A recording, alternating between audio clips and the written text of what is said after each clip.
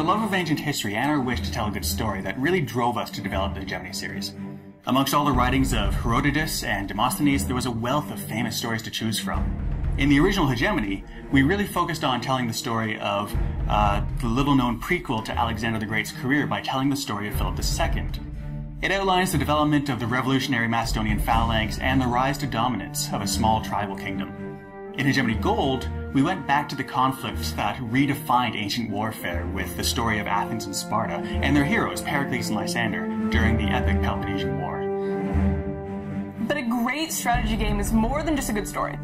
And while we were determined to make the gameplay accurately reflect the period, obviously, we also wanted to ensure that the game was still fun and approachable.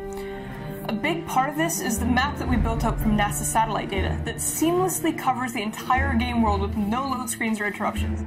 We also wanted the pace to be as measured as a turn-based game, but also have the energy of a real-time one. And ultimately, we want to bring some innovation to dusty wargame concepts like logistics, because there's no reason an accurate game has to be all numbers and menus. I think the most important feature in Hegemony has been the way players can transition from the grand strategic view right down to the battlefield where the tactical decisions are made. You know, there's no sense that you're taken out of one mode of thinking and then placed into another, because everything's really part of a whole. Your armies march and do battle on the same screen where you build your walls and improve your economy. Pause control is also central to the design of the Hegemony games.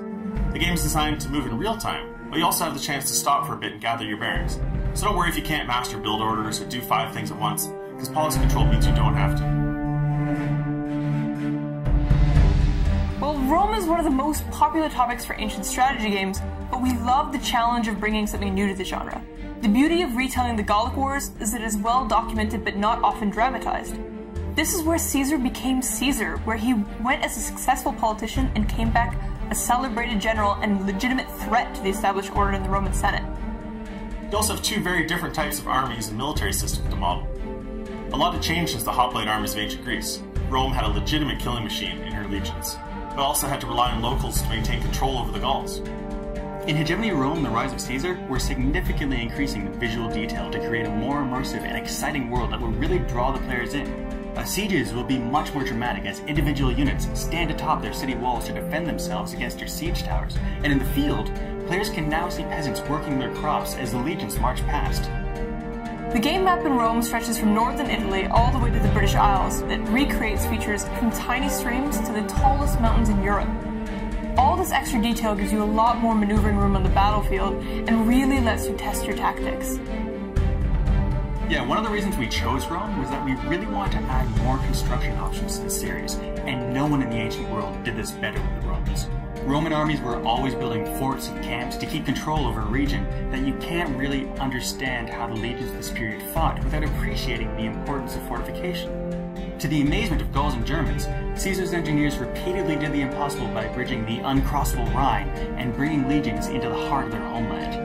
You'll also be able to upgrade your legions and cities with a significantly expanded skill system. Despite the uniformity of the Roman military, each legion and city was unique, and we're going to emphasize these differences in the new game. But we're going to get into more of those details later. We're really excited to share the news and information about Hegemony Rome that's going to be coming out in coming months. Caesar's campaign in Gaul was bloody and violent, but it was really a masterpiece of generalship, and it's really been exciting for us to capture it in both a realistic and a fun way.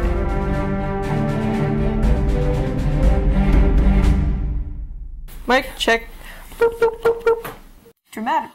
Dramaticized.